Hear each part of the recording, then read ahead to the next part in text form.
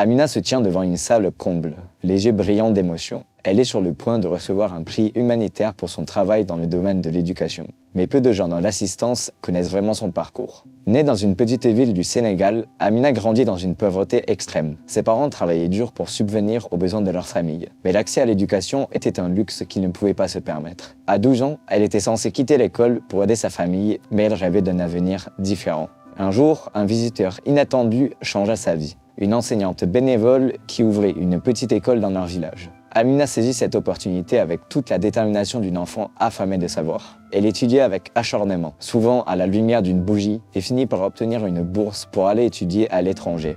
Aux États-Unis, elle excella dans ses études et obtint un diplôme en sciences de l'éducation. Plutôt que de poursuivre une carrière confortable, Amina décida de retourner dans son village natal. Elle fonda une organisation à but non lucratif dédiée à l'éducation des filles, convaincue que l'accès au savoir pourrait transformer des vies et des communautés tout entières.